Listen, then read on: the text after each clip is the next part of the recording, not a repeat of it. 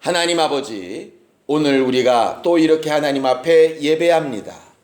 주의 말씀을 들으러 온 신령한 하나님의 사람들에게 들을 귀를 주시고 들을 심령이 되어지게 하여 주셔서 살았다 이름하는 하나님의 자녀들이 되게 하여 주시옵시고, 말씀을 전하는 자에게도 성령으로 충만케 하여 주셔서 오직 하나님의 영이 깨닫게 하시고 말하게 하심만 전하여 말할 수 있게 도와 주시옵소서. 그래서 우리에게 주고자 하시는 은혜와 긍휼과 생명이 풍성하여져서 새 힘을 얻고 죽어가던 것에 또 죽었던 것에 새 힘과 능력으로 살아나는 역사들이 있도록 우리 모두를 도와 주시옵소서. 믿음으로 헌금한 손길들 위에 복을 주시고, 저들이 물질을 의지하여 살지 않고 주를 의지하여 살기를 결심하여 행한 것이오니 복으로 갚아주시며 저들의 믿음에 합당한 결과를 보고 나눌 수 있게 하여 주시옵소서. 예수님의 이름으로 기도하였습니다. 아멘. 하나님의 말씀은 누가복음 7장 11절부터 17절까지 말씀을 함께 같이 합독하겠습니다. 누가복음 7장 11절부터 17절까지 말씀을 함께 같이 합독하겠습니다. 함께 읽습니다. 시작. 그 후에 예수께서 나인이란 성으로 가실새 제자와 허다한 무리가 동행하더니 성문에 가까이 오실 때에 사람들이 한 죽은 자를 메고 나오니 이는 그 어미의 독자요 어미는 과부라. 그 성에 많은 사람도 그와 함께 나오거늘 주께서 과부를 보시고 불쌍히 여기사 울지 말라 하시고 가까이 오사 그 관에 손을 대시니 맨 자들이 서는지라. 예수께서 가라사대 청년아 내가 내게 말하노니 일어나라 하시매 죽었던 자가 일어앉고 말도 하거늘 예수께서 그를 어미에게 주신대 모든 사람이 두려워하며 하나님께 영광을 돌려 가로되 큰 선지자가 우리 가운데 일어나셨다 하고 또 하나님께서 자기 백성을 돌아보셨다 하더라. 예수께 대한 이 소문이 온 유대와 사방에 두루 퍼지니라. 아멘. 우리 하나님은 생명의 주관자가 되시는 하나님이십니다. 여러 번에 걸쳐 말씀드렸지만 성경은 생명에 관한 이야기를 쓰고 있습니다. 육체의 생명뿐 아니라 영원한 생명에 대해서 쓰고 있는 것이 바로 성경입니다. 그래서 성경을 통해서, 예수를 통해서, 우리의 신앙생활을 통해서 절대로 잃어버리지 말고 절대로 기억하고 항상 염두에 둬야 될 것이 뭐냐면 바로 이 생명에 관련된 문제입니다. 우리가 신앙생활하는 것은 살기 위해서 하는 것이에요. 그렇게 따지면 신앙생활뿐 아니라 우리가 하는 모든 것이 다 살기 위해서 하는 일이지 않습니까? 때만 되면 먹을 것을 그렇게 찾고 또 찾습니다. 점심때 배가 불룩해지도록 먹어서 이야 저녁은 못 먹겠다. 그 말이 몇 시간 후면 쉽게 거짓말이 됩니다. 왜? 또 막 밥 달라고 난리를 치니까요. 먹습니다. 먹다가 체해가지고 얹히면 그 좋아하는 음식을 안 먹습니다. 먹는 것도 살기 위해서 먹는 거고요. 안 먹는 것도 살기 위해서 안 먹는 겁니다. 배는 고픈데 체한 괴로움이 너무 크면 괴로워 죽을 것 같으니까 안 먹게 되죠. 돈을 버는 것도 마찬가지, 공부하는 것도 마찬가지입니다. 제일 중요한 건 뭐냐면 이 세상에 존재하는 모든 사람들이 하는 일은 잘 살기 위해서입니다. 잘 살기 위해서. 잘 산다는 것과 돈이 많다는 것은 좀 별개의 문제입니다. 돈이 많아도 잘못 사는 사람이 있고요. 돈이 없어도 잘 사는 사람이 있죠. 이왕이면 돈도 많고 잘 살면 얼마나 좋겠습니까? 우린 다 그렇게 됐으면 정말 좋겠는데 어쨌든 돈 많은 것과 잘 사는 것, 좋은 학교를 가는 것과 잘 사는 것, 좋은 직장을 가지는 것과 잘 사는 것 가운데 굳이 하나를 고르라면 잘 사는 쪽을 골라야 맞습니다. 그건 하나님께서 그냥 우리에게 주신 성품이에요. 성품. 생명을 이렇게 쫓아가는 성품. 마치 식물이 햇빛이 있으면 자동적으로 햇빛 쪽으로 이렇게 방향이 틀어지고 그쪽이 점점 무성해지고 이렇게 되어지는 것. 그래서 우리가 산에 가다 보면 당연히 동서남북을 잘 몰라도 나무 가지만 봐도 어느 쪽이 남쪽인가를 딱 알게 되어지는, 그게 아주 본성과 같이 생명을 이렇게 찾는 것이 하나님이 우리에게 주신 것이라 이 말이죠. 하나님은 그러한 생명을 주관하시는 분이시고 예수는 그 생명 때문에 오신 분이 바로 예수십니다. 예수는 요한복음 6장 39절에 이렇게 얘기하시죠. 내가 온 것은 내 뜻을 행하려 온 것이 아니다. 나를 보내신 이의 뜻을 행하러 왔는데, 나를 보내신 이의 뜻이 뭐냐? 내게 주신 자 중에 하나도 잃어버리지 않고 마지막 날에 다시 살리는 이것이다. 이렇게 말씀하셔서 예수가 오신 목적 딱 하나, 다시 살리는 일을 위하여 오신 분이다. 이렇게 되어져 있어요. 결국 그 예수를 머리로 둔 교회가 이 땅에 있는 목적도 너무 분명합니다. 뭐 하는 일이겠어요? 살리는 일이죠. 다시 살리는 일 하기 위해서 교회가 존재합니다. 목사가 있는 목적도 그것 때문이군요. 반주자가 있는 목적도 그것 때문이고요. 예배자가 있는 목적도 그것 때문입니다. 그런데 내가 죽어 있으면서 어떻게 남을 살리겠어요? 성경에도 있는 것처럼 내가 소경되어 빛을 못 보면서 어떻게 남을 인도하겠어요? 그래서 먼저 은혜 받고 내가 사는 일이 먼저 있어야 하고, 내가 살았다면 이제 살리는 일을 해야 되는 것이 제대로 된 신앙 생활입니다. 우리는 어쨌든 하나님께서 우리에게 부탁하시고 명령하신 가장 중요한 일, 사람 살리는 일 해야 되는 교회이고요. 그 일을 위해서 우리가 살아야 되는 사람들입니다. 신앙생활, 영적 생활이라는 게 왜 필요할까? 성경은 분명히 이렇게 얘기하죠. 살리는 것은 뭐다? 영이다. 육은 무익하다. 그 무익하다라고 하는 말은 지탱할 능력이 없다 이 말입니다. 지탱할 능력이 없다. 여러분들 두발 자전거를 세워놓으려면 옆에 조그만 쇠막대기 같은 거 하나가 이렇게 내려놔줘야 씁니다. 그 별거 아닌 것 같아도 그거 없이는 두발 자전거 세워놓을 수가 없어요.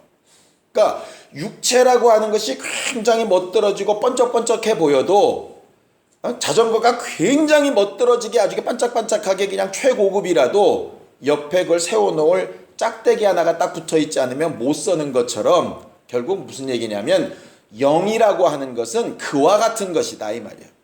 어쩔 때는 잘 보이지도 않고 별로 중요해 보이지도 않아요. 그런데 그 전체를 지탱할 수 있는 것은 결국 뭐냐면 영이다 이렇게 말해놓고 예수께서 뭐라 그러시냐? 그 영이 뭐냐? 내가 너희에게 이른 말이 곧 영이요 생명이다 이렇게 말씀하셨어요. 예배에는 설교만 있지 않습니다. 그런데 설교를 굉장히 중요하게 생각하죠. 이유가 뭐냐면 하나님의 말이 영이요 생명이기 때문입니다. 그게 지탱하는 가장 중요한 부분 중에 하나이기 때문에 그런 거예요. 그래서 신앙생활할 때, 영적 생활할 때 많은 사람들이 묻습니다. 예배하면서, 성경을 읽으면서, 교제하면서 은혜 받으십니까? 말씀에 감동이 있나요? 이걸 자꾸 묻습니다. 말씀에 감동은 없는데 직분 감당할 수 있어요. 헌신 열심히 할 수 있습니다.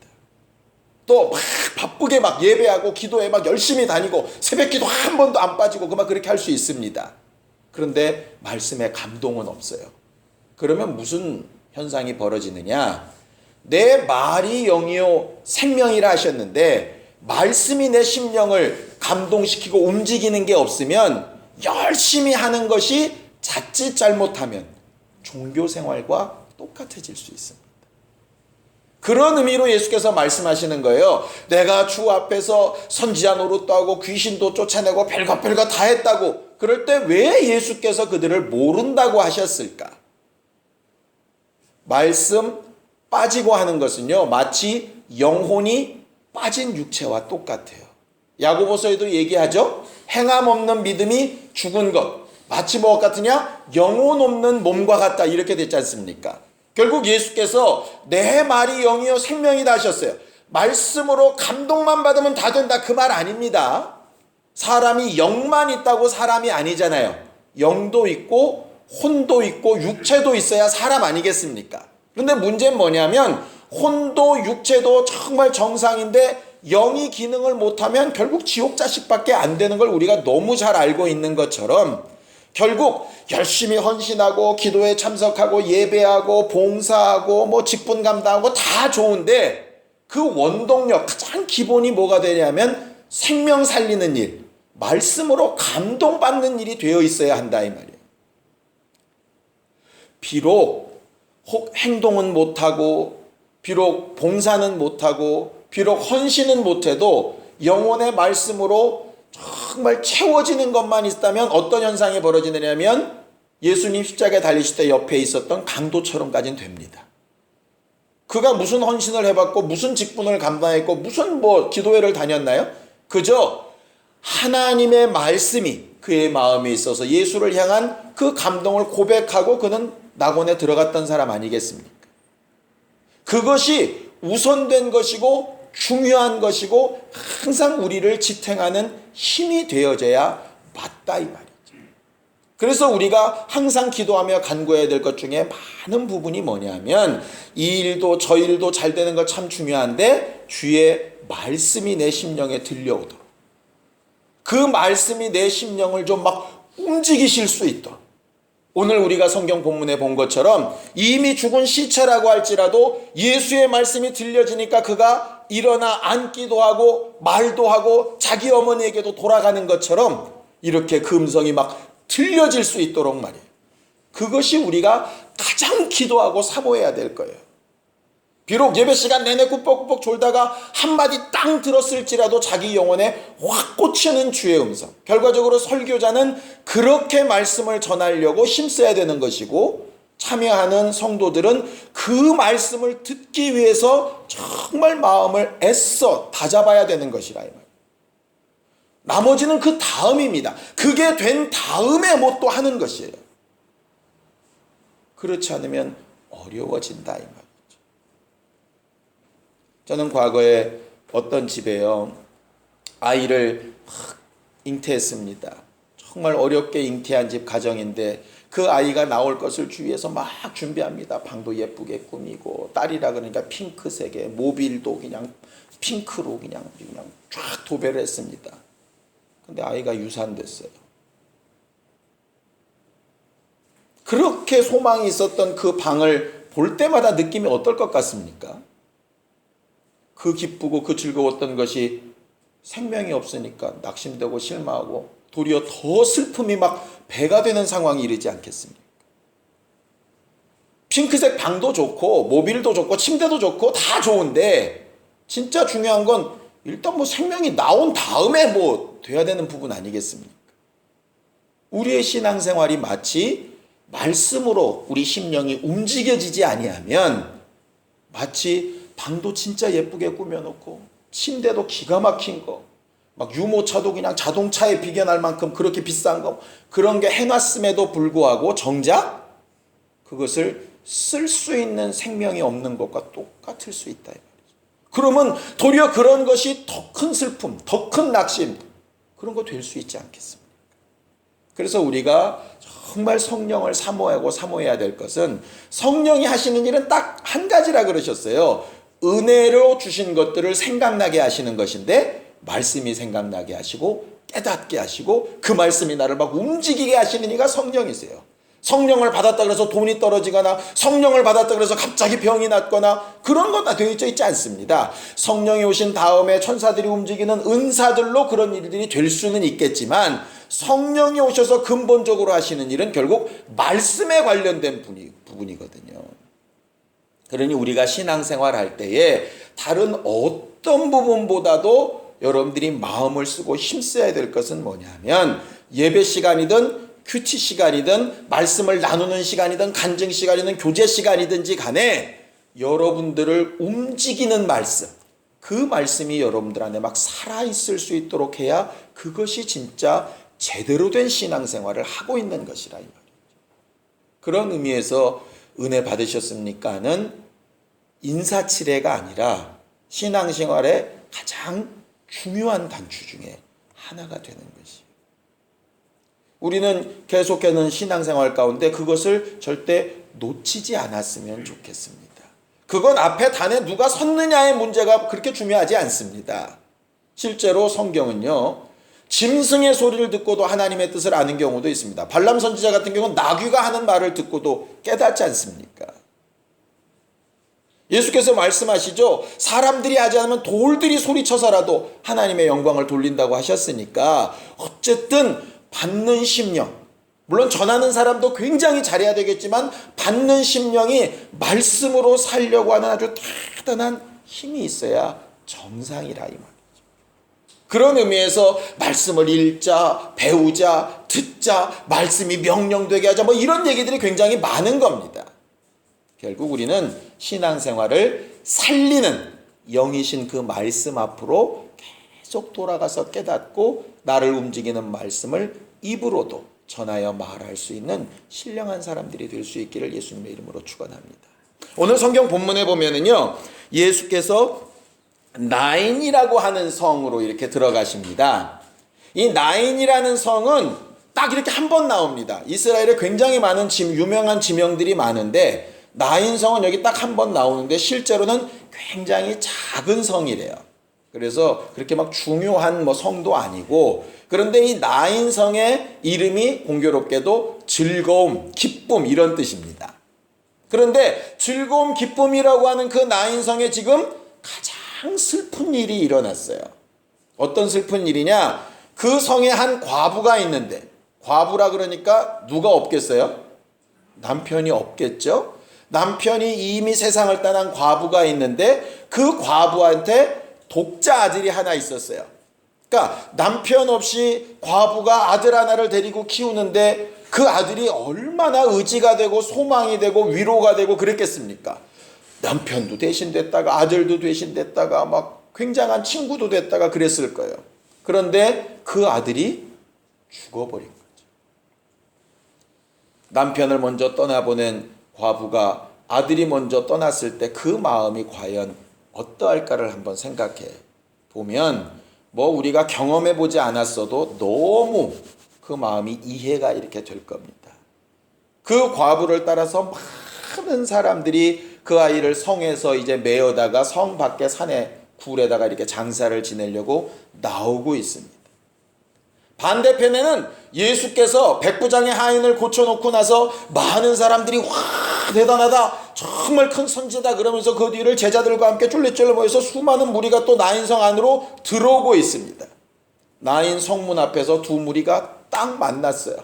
한쪽은 살리시는 예수의 살리는 능력을 본 사람들과 소망으로 충만한 막 힘이 막 불끈불끈 샘솟는 무리들.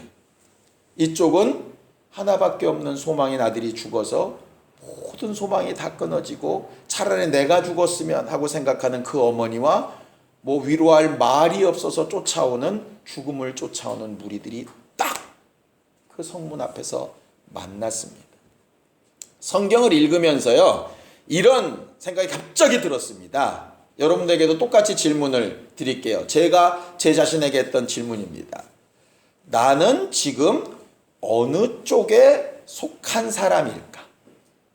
생명력이 풍성하고 뭘 해도 될 것 같고, 예수의 제자들이 그랬거든요. 예수와 함께 있으니까 뭘 해도 될 것 같고, 그냥 막 손만 대면 막 다 일어날 것 같고, 막 예수님과 함께 하면 두려울 것도 없고, 로마까지도 막 가서 점령하고 싶고, 막 이렇게 막 분기 탱천해가지고 막 힘이 뻑뻑 나는 이런 사람에 속한 사람일까?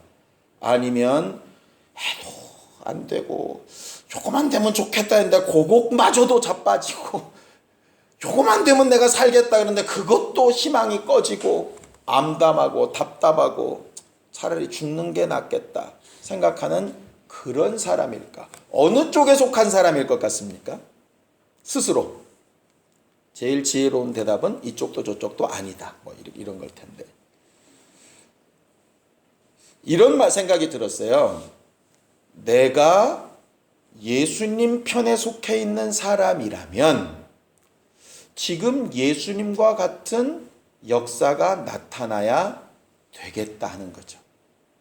아, 내가 이렇게 소망이 충만하다. 난 믿음이 있는데 저것들은 믿음도 없어. 이게 아니라 예수와 함께 했던 사람들이 자기들만 좋고 끝난 문제가 아니라 그렇게 생명이 풍성한 무리가 가다가 생명 없는 무리를 딱 만나니까 그들을 살려내 버리더라. 그게 정상이거든요. 만약에 내가 모두 안 되고 막 안 되는 이런 상황이라면 반대도 가능합니다. 살리는 그 무리를 내가 만나야 되는 거예요. 못 만나면 절망입니다. 그냥 이 어머니 같은 경우는 아들 묻고 나서 아마 거기 같이 죽겠다고 나섰을지도 모르겠어요. 그런데 살리는 무리를 만나니까 살리는 무리는 죽어가는 무리를 살려내고 죽어가던 무리는 살리는 무리 때문에 살아나는 역사가 나타나더라. 처음에 성경을 읽다가 나는 어느 쪽인가 이게 궁금했다가 어느 쪽이든 상관이 없다. 뭐만 있으면 되냐? 만나면 되는 거예요. 만나면 되는 거예요.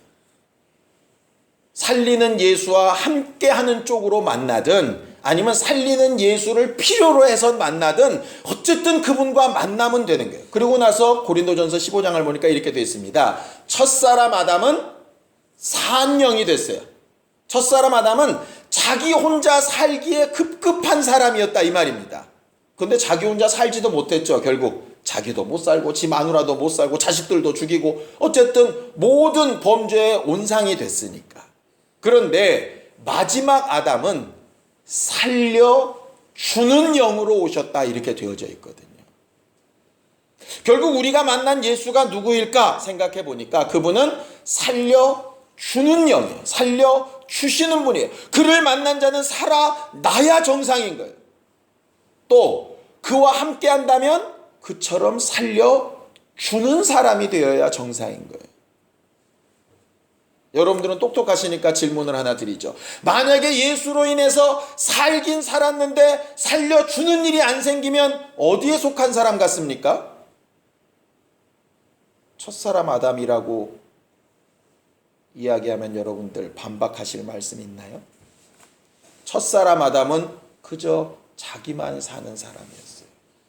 요즘 교회가 왜 이렇게 욕먹고 어려울까를 이렇게 봤더니 대부분 예수를 만났다고 하는데 사는 특성은 다 첫사람 아담처럼 사는 거예요. 자기 사는 거에 급급한 거예요.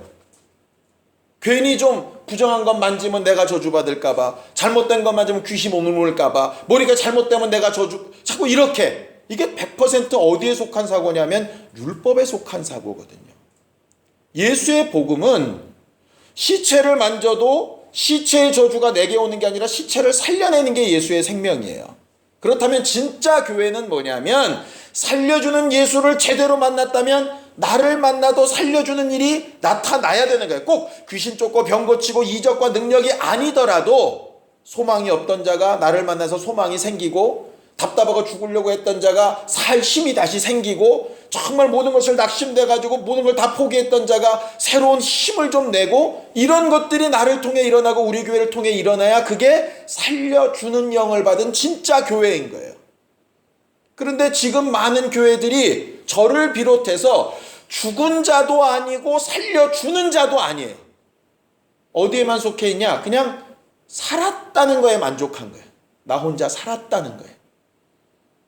그러니 남을 책임질 수 없죠. 왜? 남 책임지다가 나까지 죽으면 어떡해?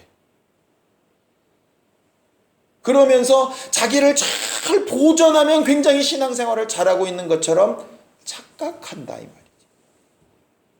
성경은 살려주는 자가 될 거냐 아니면 살려주시는 그 일을 만나서 네가 살아날 거냐 둘 중에 하나를 선택하라는 거예요.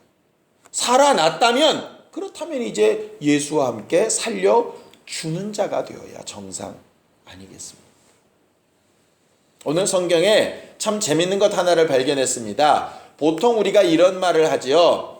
간질하다가 막 고생하던 그 아버지는 예수께 어떻게 응답을 얻었느냐? 이렇게 얘기합니다. 내 믿음 없는 것을 도와달라고 회개하고 막 간구해서 응답을 얻었다. 수로보니게 여인은 자식에게 줄 떡을 개에게 줄 수 없다는 것을 그 처참한 얘기를 정말 기분 나빠하지 않고 꾹꾹 참아가면서 그래도 개라도 주인의 상에서 떨어지는 건 먹으니까 은혜 달라고 그렇게 해서 은혜를 받았다. 바로 앞에 있는 백부장의 믿음은 정말 말씀으로만 하시면 된다고 정말 예수도 기이 여기실 만한 그런 믿음을 보였다. 그러니 이 사람들은 도움을 받아 합당하다. 그게 이제 보통 우리들이 보는 성경에 나온 내용들 아닙니까? 그런데 방금 이 나인성 이 과부는요, 아무리 읽어보고 또 읽어봐도 예수 앞에 와서 내 아이를 살려달라고 말한 적도 없고, 믿음 없음을 도와달라고 기도한 적도 없고, 말씀만 하시면 내 아이가 일어나겠습니까? 라고 고백을 한 적도 없고, 그냥 아들 때문에 넋놓고 엉엉대고 펑펑 울면서 길 가는데 예수께서 그냥 일방적으로 만나셔가지고 울지 말라 하시고 아이를 살려주시고 돌려주셨거든요. 이걸 어떻게 해석을 해야 될까요? 믿음 없이도 그냥 가능하다. 예수께서 그냥 하고 싶으면 그냥 하신다. 많은 사람들이 이 구절을 읽으면서 그런 얘기를 많이 합니다. 예수님의 사랑은 절대로 조건이 없는 사랑이다. 그러니 아무 조건 없이 그냥 일방적으로 불쌍히 여기시고 긍휼히 여기실 수 있다. 좀 그것도 틀리지 않았다고 생각을 합니다. 근데 과연 그럴까? 과연 그럴까? 그럼 왜 누구는 그렇게 불쌍히 여기시고 누구는 조건을 얘기하시고 왜 꼭 그럴까? 그러면서 성경을 자세히 봤습니다. 자세히 봤는데 예수께서 거기 이렇게 얘기하고 계세요. 13절 보겠습니다. 13절 시작. 주께서 과부를 보시고 불쌍히 여기셨다 이렇게 되어 있습니다. 이게 불쌍히 여기셨다는 이 헬라어 단어가 애통하다, 막 창자가 끊어질 정도로 아파다 이런 말이거든요. 여러분들 그 애통하다 이 말을 하면 어디가 탁 떠오르지 않습니까? 어떤 구절이? 애통하는 자는 복이 있나니 저희가 위로를 받을 것이다 이렇게 말씀하신 것이 있죠. 그래 놓고 나서 성경을 이렇게 보니까 이거겠다 이런 생각이 들었어요.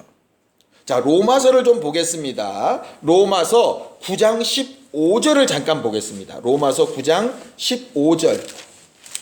로마서 9장 15절입니다. 함께 읽습니다. 시작. 모세에게 이르시되 내가 긍휼히 여길 자를 긍휼히 여기고 불쌍히 여길 자를 불쌍히 여기리라 하셨으니 이렇게 되어 있습니다. 이게 출애굽기에 나온 말씀인데요. 하나님께서 모세한테 뭐라고 얘기하시냐면 나는 긍휼히 여기고 불쌍히 여기는데 아무나 그렇게 하는 거 아니다. 불쌍히 여길 만한 자, 긍휼히 여길 만한 자를 내가 긍휼히 여긴다 이렇게 말씀하셨어요. 그러니까 예수께서 과부를 보시고 불쌍히 여기실 만한 이유가 있었다는 거죠. 사람들이 볼 때는 아무 이유가 없는 것 같은데 불쌍히 여길 만한 이유가 있었던 거예요. 그냥 과부라서, 독자가 죽어서, 그 당시 이스라엘에 과부가 얼마나 많고 독자가 죽은 과부가 얼마나 많았겠습니까? 그럼 다 살렸어야 되는데 왜? 이런 얘기들이 나오지 않습니까? 제가 힌트를 얻었던 건 그 애통하는 자를 언급하셨던 그 산상수훈이었어요. 거기에 분명히 이렇게 되어 있습니다. 긍휼히 여기는 자는 복이 있나니 저희가 긍휼히 여김을 받을 것이요 이렇게 말씀하셨어요. 그래 놓고 주변을 봤더니 이렇게 되어 있습니다. 나인성이라고는 조그만 성에 많은 사람들이 그 장례를 따라 나온 거 보면 그 성의 대부분의 사람들이 그 가정을 불쌍히 여기고 긍휼히 여기고 도우려고 하고 위로하려고 했다는 얘기예요. 이게 어떻게 가능할까? 그 당시에 과부가 독자 하나만 데리고 사는 것이 얼마나 강팍한 때인데, 그래서 응답하라 1988처럼 그렇게 워낙 쌍문동처럼 거기가 그렇게 사람들과 관계가 좋아서 그랬는지 모든 사람들이 그를 그렇게 막 위로하려고 하고 함께 하려고 하더라 이 말이죠. 이유가 뭘까? 말씀에 그대로 비추어 보면 간단합니다. 답이. 이 과부가 자식 하나 키우는 그 어려운 환경 가운데서도 긍휼을 베풀었다, 안 베풀었다? 베풀었다. 사람들에게 긍휼을 베풀었다. 왜? 하나님의 말씀 때문에 긍휼을 베풀었다. 그가 뭐 성품이 좋아서 돈이 남아 돌아서 아니었지 않겠습니까? 말씀 때문에. 그는 예수 앞에 자기의 믿음이나 말씀이나 뭐 다른 것을 헐쩍하게 이렇게 고백한 적은 없습니다. 근데 아까 우리가 찬양한 것처럼 옛부터 우리의 모든 행위나 모든 것을 다 아시는 예수께서 그가 다른 이들을 긍휼히 여기며 그의 가장 슬퍼했을 때 많은 이들이 그를 돕는 모습을 보시고 그의 모든 것을 아신 걸 보셨을 때 저는 긍휼히 여길 만한 사람이라고 생각하고 도우셨다 이 말이에요. 결국 많은 사람들이요, 문제가 터지고 어떤 상황이 되면 앞에 와서 철야하고 금식하고 몸부림치고 막 떼굴떼굴 구릅니다. 물론 그것도 안 하는 사람보다는 정말 나을 수 있습니다.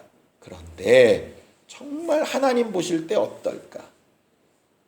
평상시 정말 누구도 안 보고 넉넉함도 없고 부족함이 있을 때 말씀 때문에 긍휼히 여기고 긍휼히 여겼던 것이 주의 기억 가운데 있다가 그가 너무 힘들고 너무 낙심되고 자식이 죽은 슬픔 때문에 하나님 앞에 기도도 못할 만큼 그렇게 탈진됐을 때 내가 너 안다 하고 긍휼을 베풀어 주시는 그분의 긍휼이 있는 것이 진짜 믿음 아니겠냐요. 뭐 말을 많이 하는 믿음 말고 그냥 하나님께서 그를 알아주시는 믿음. 물론 예수께서 일방적으로 도우신 건 맞습니다. 왜? 성경을 계속 조합해 보면 그가 긍휼함을 얻을 만한 자였기 때문에 그렇습니다. 우리가 간혹 기도하고 하나님 왜 응답 안 해주십니까? 이렇게 물을 때 한 번만 돌아봤으면 좋겠습니다.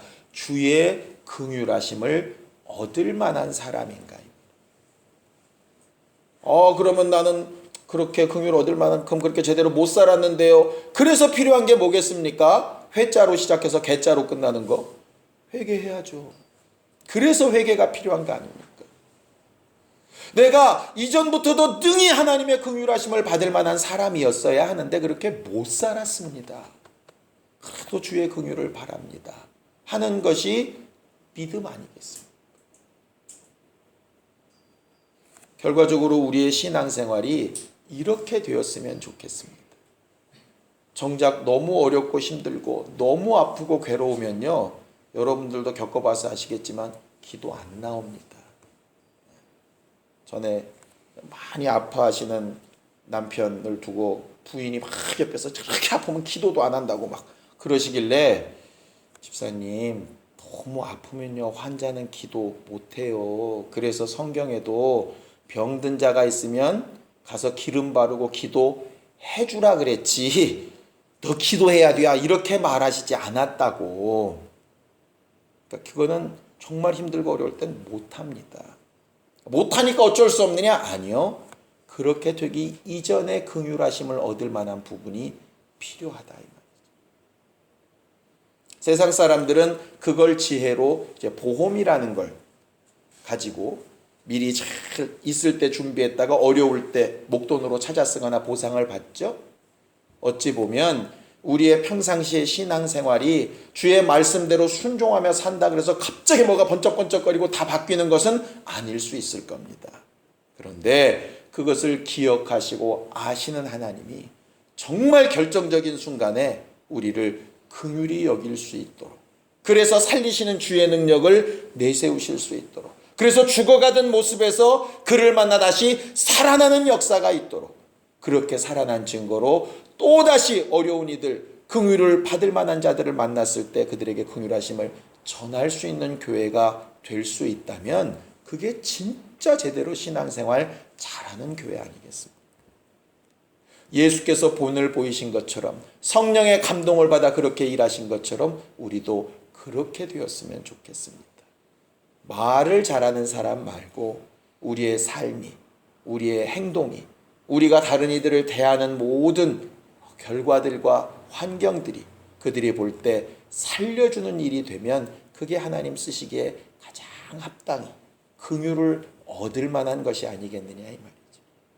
그래서 우리에게 말에도 성품에도 지혜가 있고 하나님의 말씀대로 행하는 일에도 후회함이 없는 신령한 영적 생활에 성공할 수 있어서 살리는 것이 영이라 하신 주의 말씀이 우리 안에 그대로 이루어지는 신령한 사람들이 되기를 예수님의 이름으로 축원합니다. 혹여라도 지금 이 나인성 과부처럼 어떤 부분에 건강이든 물질이든 해야 될 일이든 앞날이든 암담하고 근심되고 걱정되었다면 단 하나를 찾고 구하실 수 있었으면 좋겠어요. 주의 긍휼하심이 내게 있도록. 긍휼하심을 얻을 만한 것이 없다면 용서하시고 긍휼을 베풀어 달라고, 나는 살리시는 주를 정말 만나고 그 음성을 듣고 싶다고, 그래서 일어나 앉기도 하고 새 힘을 얻기도 하고 다시 어머니를 봉양하고 다시 자기의 미래를 꿈꾸고 하는 것처럼 그렇게 소망함이 살아나는 믿음의 사람이 될 수 있기를 원한다고 기도하고 그 기도에 응답을 얻는 기쁨으로 말할 수 있는 우리 모두가 되기를 예수님의 이름으로 축원합니다. 예수 한번 부르고 간절히 같이 기도하겠습니다. 하나님 아버지, 우리는 원수에게 속하여 어둠의 일을 좋아하며 살다가 살려주는 영이신 예수를 알고 만나고 그 음성을 들어 살아난 주 예수의 사람들입니다.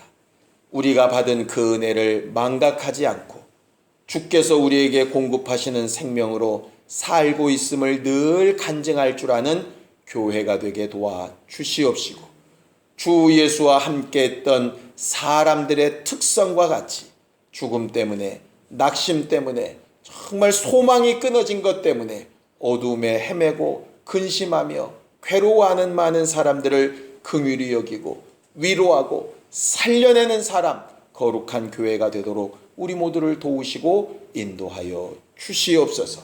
그 일을 위해서 우리가 주로 인하여 살았다 하는 믿음의 고백을 더 분명히 성령으로 고백할 수 있게 도와 주시옵시고, 때때마다 읽고 듣고 배우고 가르치고 전하여 말하는 말씀을 통해 우리 스스로가 살았다 하는 믿음의 증거를 드러낼 수 있게 도와 주시옵시고, 동일한 말씀으로 다른 이들도 살리며 위로하며 회복시키며 소망을 주고 그들이 살아나는 것을 보며 내 안에 주님 주신 생명이 있음을 기억하여 감사하고 기뻐하는 우리 모두가 다 되게 하여 주시옵소서.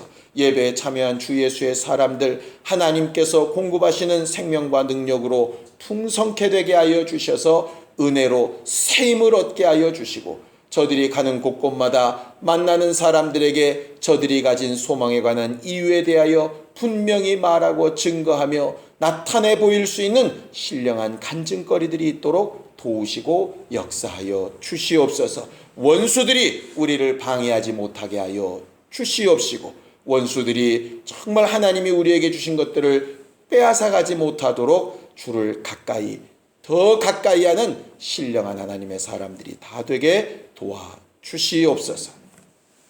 이제는 우리 주 예수 그리스도의 은혜와 하나님 아버지의 극진하신 사랑과 성령님의 감동하시고 역사하시는 분명한 증거가 주의 긍휼을 얻기를 사모하며 살아나고 살리는 자가 되기를 원하는 모든 주 예수의 사람들 위해 이제부터 영원까지 함께 있을지어다. 아멘.